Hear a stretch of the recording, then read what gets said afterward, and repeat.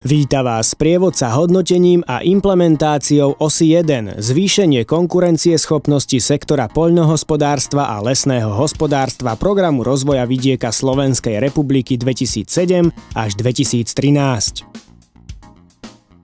Program rozvoja vidieka Slovenskej republiky pre roky 2007 až 2013 je základný dokument, ktorý rámcovo upravuje pravidlá a možnosti čerpania eurofondov z Európskeho poľnohospodárskeho fondu pre rozvoj vidieka. Jeho súčasťou je aj OS 1, zvýšenie konkurencieschopnosti sektora poľnohospodárstva a lesného hospodárstva. Opatrenia osy 1. OS 1 je členená na opatrenia, ktoré konkrétne upravujú pravidlá podpory jednotlivých preferovaných oblastí. Týmito opatreniami sú opatrenie 1.1 modernizácia fariem, opatrenie 1.2 pridávanie hodnoty do poľnohospodárskych produktov a produktov lesného hospodárstva, opatrenie 1.3 infraštruktúra týkajúca sa rozvoja a adaptácie poľnohospodárstva a lesného hospodárstva, opatrenie 1.4 zvýšenie hospodárskej hodnoty lesov, opatrenie 1.5 odbytové organizácie výrobcov, opatrenie 1.6 odborné vzdelávanie a informačné aktivity a opatrenie 1.7 využívanie poradenských služieb. Oprávnení žiadatelia. Oprávnenými žiadateľmi v rámci osy 1 sú najmä podnikatelia v poľnohospodárstve a lesníctve. Okrem nich je OS 1 určená aj pre súvisiace sektory a žiadateľov ako sú spracovatelia, vzdelávacie inštitúcie a organizácie prvovýrobcov. Z opatrení osy 1 môžu o podporu žiadať subjekty so sídlom mimo Bratislavského kraja, tzv. Oblasti cieľa konvergencie, a v Bratislavskom kraji tzv. Ostatné oblasti.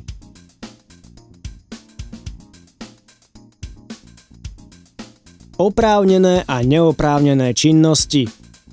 Oprávnenými činnosťami sú také aktivity, ktoré môžu byť financované z opatrení Programu rozvoja vidieka Slovenskej republiky 2007 až 2013. Musia byť v súlade s cieľmi opatrenia a s príslušnými právnymi predpismi Európskej únie a zosúladené s požiadavkami životného prostredia. Ak chcete žiadať o podporu takých aktivít, ktoré nie sú uvedené v príručke pre žiadateľa a nie ste si istí ich oprávnenosťou, obráťte sa na pracoviská alebo ústredie pôdohospodárskej platobnej agentúry. Oprávnené a neoprávnené výdavky.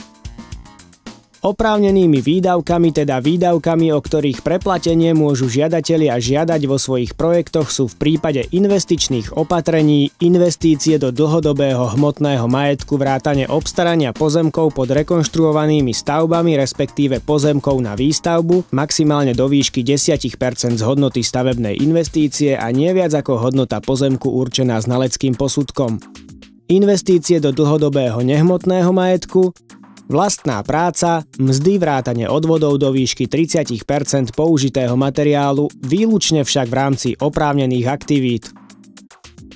Za neoprávnené výdavky sa považujú najmä výdavky vynaložené pred 1. januárom 2007, výdavky na nákup použitého majetku, leasingové poplatky a koeficient navýšenia, nákup nehnuteľností okrem pozemkov v súlade s vyššie uvedenými podmienkami, nákup osobných vozidiel a nákladných vozidiel s celkovou hmotnosťou do 3,5 tony s výnimkou pick-upov alebo dodávkových vozidiel, nákup zvierat a jednoročných rastlín a ich výsadba, nákup biologického materiálu, DPH v prípade platiteľov DPH, výdavky vynaložené v hotovosti a poradenské a konzultačné služby, výdavky na projektovú dokumentáciu.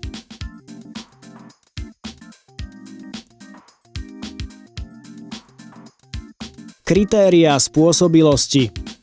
Kritériá spôsobilosti sú do značnej miery špecifické pre to, ktoré opatrenie, sú však základné kritériá platné pre v zásade všetky opatrenia osy 1.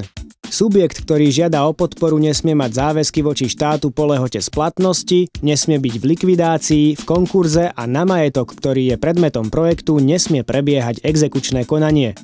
Na projekt, na ktorý žiada podporu, nesmie byť poskytnutá iná podpora či už z národných zdrojov alebo zdrojov Európskej únie.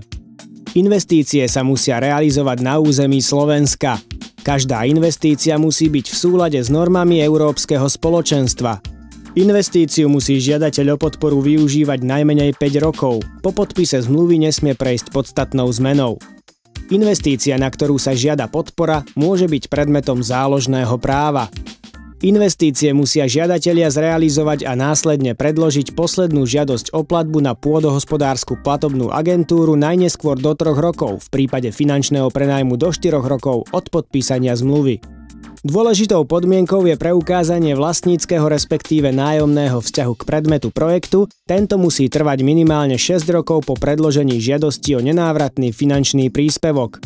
Plnenie kritérií spôsobilosti ako aj ostatných podmienok, napríklad podmienok pre obstarávanie, sa preukazuje formou predloženia tzv. Povinných príloh žiadosti o nenávratný finančný príspevok. Obstarávanie. Výber dodávateľa sa riadi presnými pravidlami. Ich dodržanie je veľmi dôležité. Porušenie pravidiel obstarávania má za následok vyradenie investície respektíve výdavku z oprávnených výdavkov žiadosti o nenávratný finančný príspevok. Verejné subjekty a ostatní obstarávateľia podľa zákona o verejnom obstarávaní z pochopiteľných dôvodov obstarávajú podľa tohto zákona. Ostatní žiadatelia sú povinní obstarávať podľa usmernení príručky pre žiadateľa o poskytnutie nenávratného finančného príspevku. Forma a výška podpory. Podpora pre opatrenia osy 1 má formu nenávratného finančného príspevku a vypláca sa systémom refundácie žiadateľom vynaložených oprávnených výdavkov, systémom paušálnych platieb a systémom zálohových platieb. Výška podpory je u jednotlivých opatrení rôzna a závisí od viacerých faktorov. Presná výška podpory u toho, ktorého opatrenia je uvedená v materiáloch ku konkrétnemu opatreniu.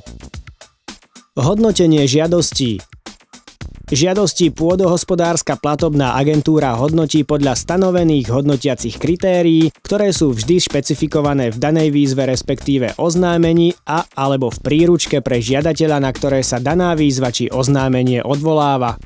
Pôdohospodárska platobná agentúra prijíma respektíve hodnotí len kompletné žiadosti o nenávratný finančný príspevok. Implementácia projektov. Proces implementácie projektov pozostáva najmä z nasledovných krokov: z realizácie projektu, splnenia záväzkov opatrenia, splnenia záväzkov vyplývajúcich zo zmluvy o poskytnutí nenávratného finančného príspevku, najmä povinnosti poistiť a založiť podporený hmotný investičný majetok, ako aj povinnosť oznámiť všetky relevantné zmeny, z predloženia žiadosti o platbu a splnenia informačných povinností a predloženia tzv. Monitorovacej správy. Žiadosť o platbu. Reálne vyplácanie finančných prostriedkov, čiže nenávratného finančného príspevku, či už v prípade refundácie alebo ostatných foriem platieb, sa v prípade všetkých opatrení osy 1 uskutočňuje na základe tzv. Žiadostí o platbu. V žiadosti o platbu a jej povinných prílohách špecifikuje žiadateľ sumu nenávratného finančného príspevku, ktorú žiada vyplatiť, a preukazuje, že splnil všetky zmluvné podmienky. Ako je zrejmé, celý proces je administratívne náročnejší, preto vyplatenie nenávratného finančného príspevku trvá minimálne 4 mesiace od podania žiadosti o platbu na ústredie pôdohospodárskej platobnej agentúry. Na jeden projekt je možné predkladať žiadosť o platbu maximálne 1-krát za kalendárny rok.